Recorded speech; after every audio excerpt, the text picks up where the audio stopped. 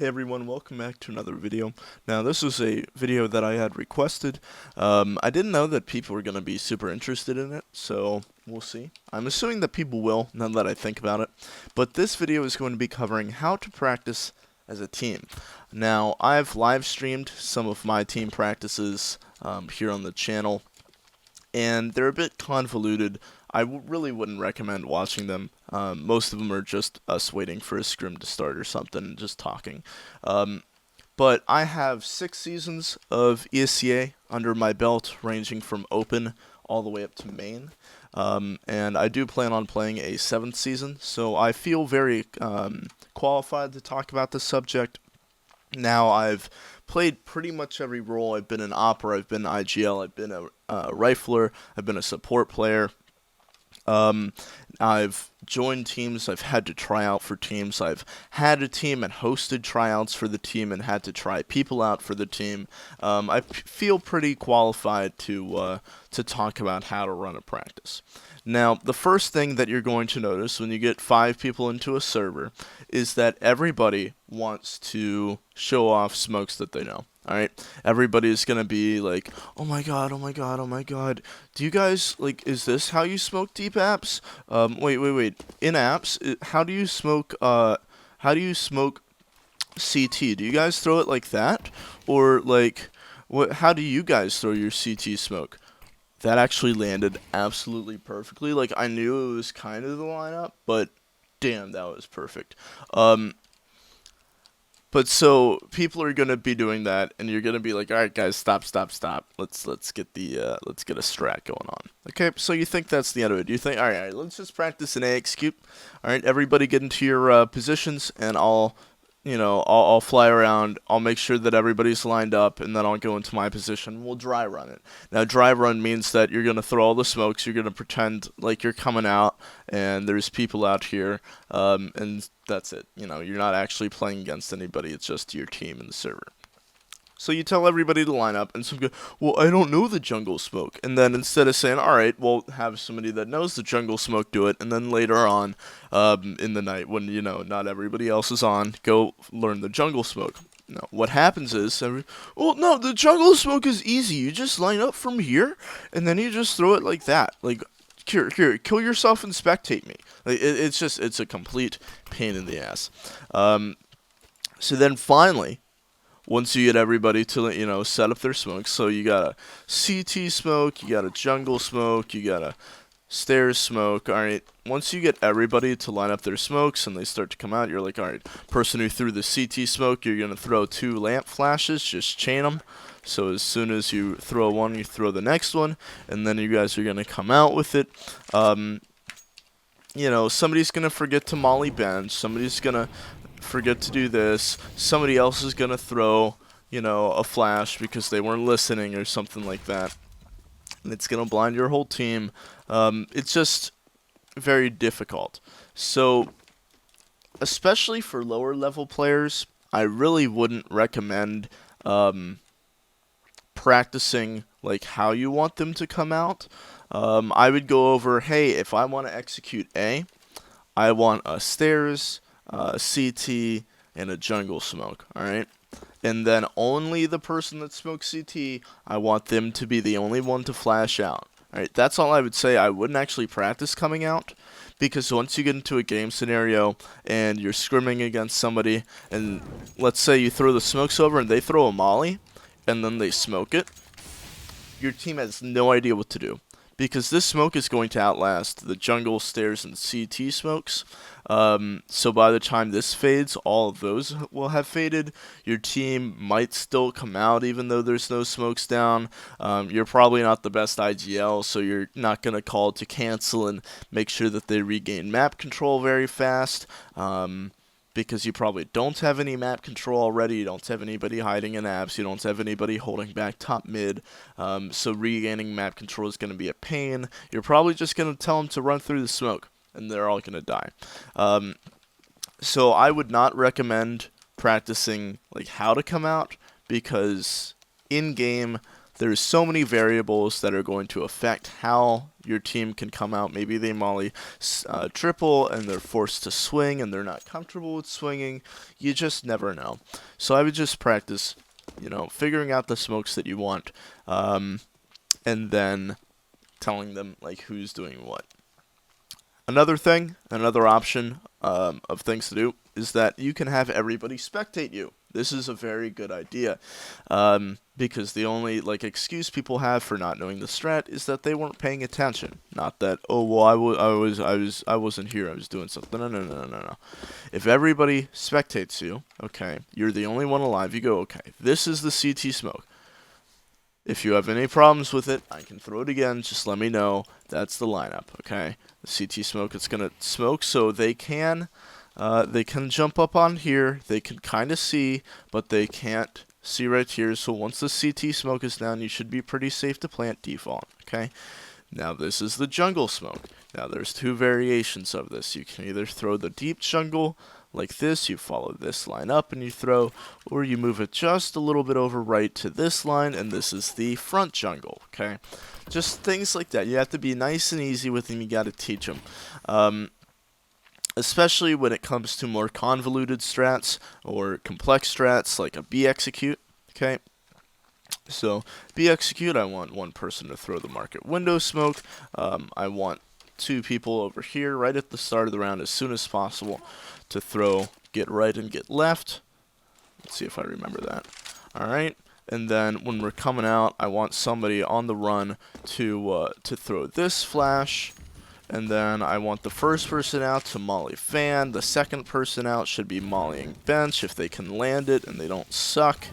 Just things like that. It's a lot more complex. Having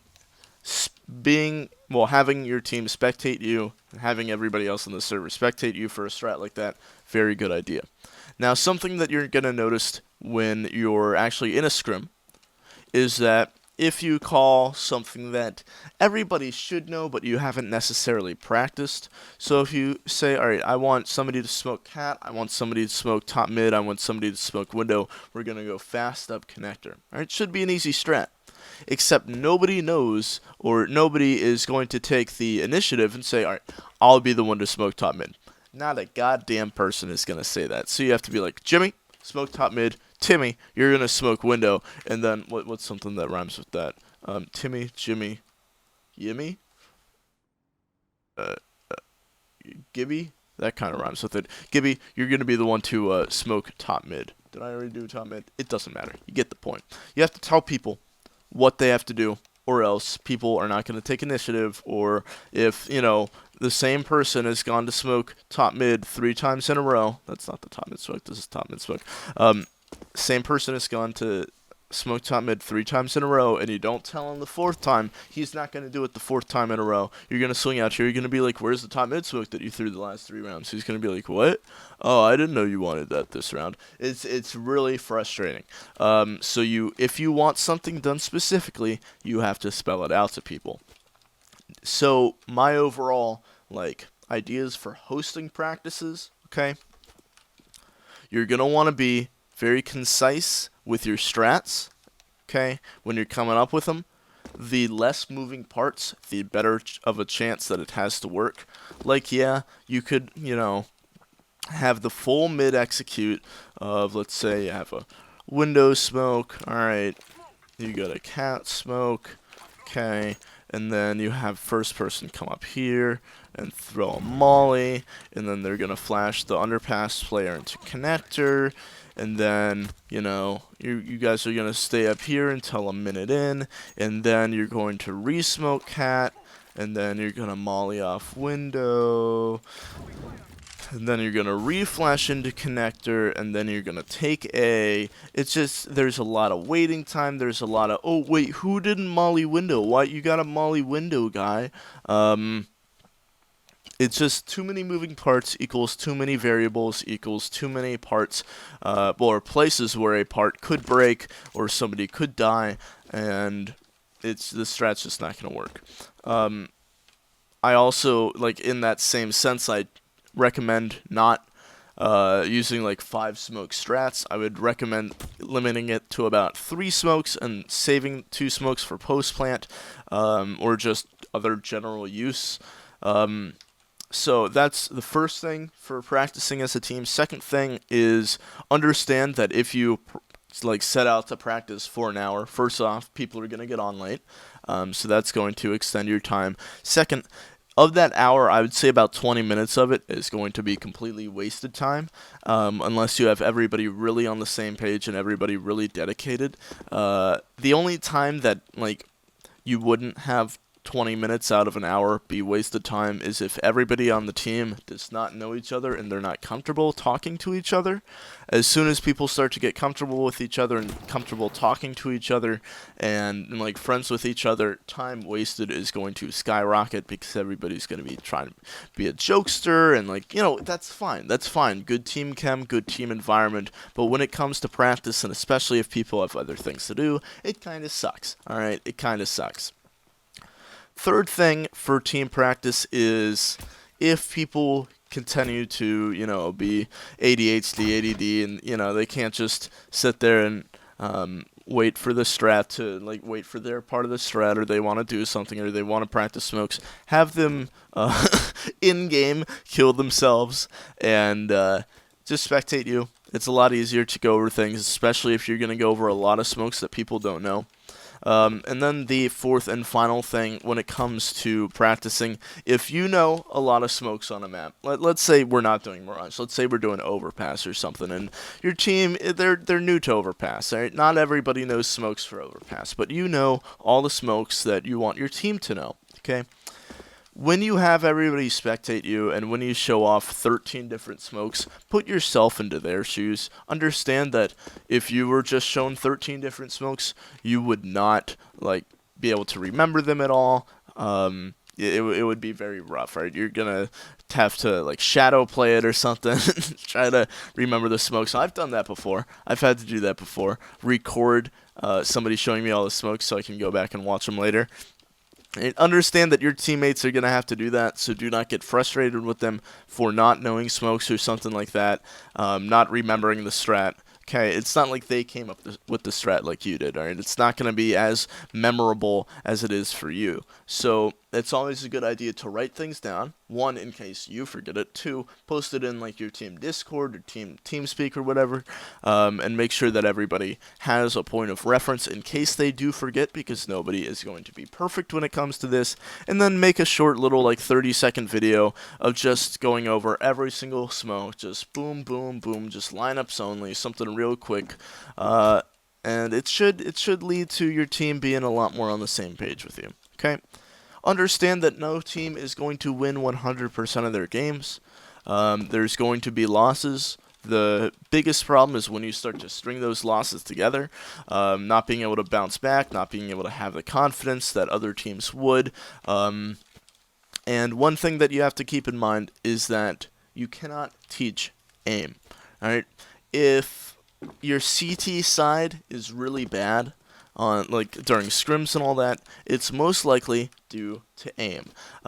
You can go over like different setups, like different crossfires, you know, have somebody under balk right here, have somebody right here, maybe have somebody in firebox waiting for people to come out, or they're baiting in palace like this, and then you can have somebody else like right here kind of thing. Just understand, like, you can only spend so much time going over, like, okay, protocols, like, alright, I'm going to be the first person to smoke ramp, and then you're going to save your smoke, so when I rotate over to B or I rotate over to mid, you still have a smoke left, like, all that is good information, and it's good to get down, but at a point, if it's just not working for your CT side, it's probably your teammates' aim, or potentially your aim, and so understand that the first 5 people that you put together will not be the best 5 people.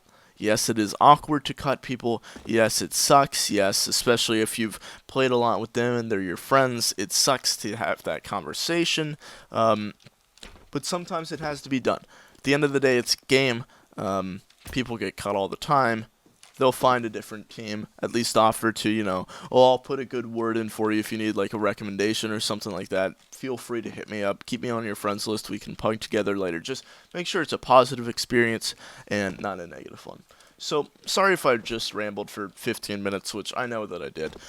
Thank you all for watching. Hope you have a good day. Hope you learned something.